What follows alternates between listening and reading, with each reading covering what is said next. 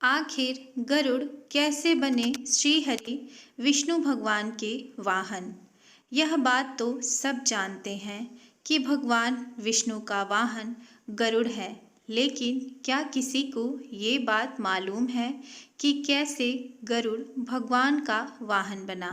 अगर नहीं जानते तो चलिए आज हम आपको इसी के बारे में बताएंगे। महाभारत के आदि पर्व में कहा गया है कि जब गरुड़ अमृत लेकर आकाश में उड़े जा रहे थे, तब उन्हें भगवान विष्णु का साक्षात्कार हुआ। भगवान ने उन्हें वर देने की इच्छा प्रकट की, जिसके बाद गरुड़ ने वर मांगा कि वह सदैव उनकी ध्वजा में उपस्थित रह सके, साथ ही बिना अमृत को पिए ही अजर अमर हो जाए। गरुड़ की बात सुनकर भगवान ने उन्हें वर दे दिया। तब गरुड़ ने भगवान विष्णु से कहा कि मैं भी आपको वर देना चाहता हूँ। इस पर भगवान ने उससे अपना वाहन होने का वर मांगा। कहते हैं कि तब से गरुड़ भगवान विष्णु के वाहन हो गए। शास्त्रों में वाहन का अर्थ ढोने वाला बताया गया है, तो वहीं वेदों में परमात्मा का वहन करने वाला कहा गया है। इसीलिए तीनों वेद के वाहन गरुड़ हैं। इसके अलावा भागवत पुराण में कहा गया है कि सामवेद के वृहद और अंथातर नामक भाग गरुड़ के पंख हैं और उड़ते समय उनसे साम ध्वनि निकलती है। इसीलिए गरुड़ को सर्ववेदमय विग्रह कहा जाता है। साथ ही गरुड़ को वाहन कहने का अभिप्राय यह भी माना जाता है कि भगवान विष्णु का विमान गरुड़ के आकार का था।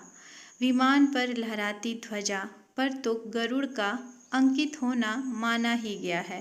वैसे भी यदि तर्कशील व्यक्ति विमान की कल्पना को न भी माने, तो भी आध्यात्मिक दृष्टि से विष्णु और गरुड़ का तालमेल से नकारा नहीं जा सकता, क्योंकि गरुड़ पुराणों में उन्हें नित्य, मुक्त और अखंड कहा गया है और गरुड़ की स्तुति भगवान मानकर की गई है। वहीं दूसरी ओर गरुड़ की उत्पत्ति के संबंध में कथा पुराणों में वर्णित है, जिसके अनुसार गरुड़ कश्यप ऋषि और उनकी दूसरी पत्नी वीनता की संतान है। दक्ष प्रजापति की कद्रु और वीनता नामक दो कन्याएं थीं। उन दोनों का विवाह कश्यप ऋषि के साथ हुआ। कश्यप ऋषि से कद्रु ने 1000 नागपुत्र और वीनता के केवल 2 तेजस्वी पुत्र वरदान के रूप में मांगे। वरदान के परिणाम स्वरूप कद्रु ने 1000 अंडे और वीनता ने 2 अंडे प्रसव किए। कद्रु के अंडों के फूटने पर उसे 1000 नागपुत्र मिल गए, परंतु वीनता के अंडे उस समय तक नहीं फूटे। उतावली होकर वीनता ने एक अंडे को फोड़ डाला।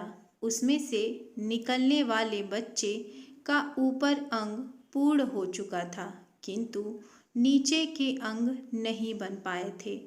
उस बच्चे ने क्रोधित होकर अपनी माता को श्राप दे दिया कि माता, तुमने कच्चे अंडे को तोड़ दिया है, इसीलिए तुझे 500 वर्षों तक अपनी सौत की दासी बनकर रहना होगा।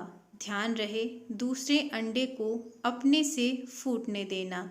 उस अंडे से एक अत्यंत तेजस्वी बालक होगा और वही तुझे इस श्राप से मुक्ति दिलाएगा।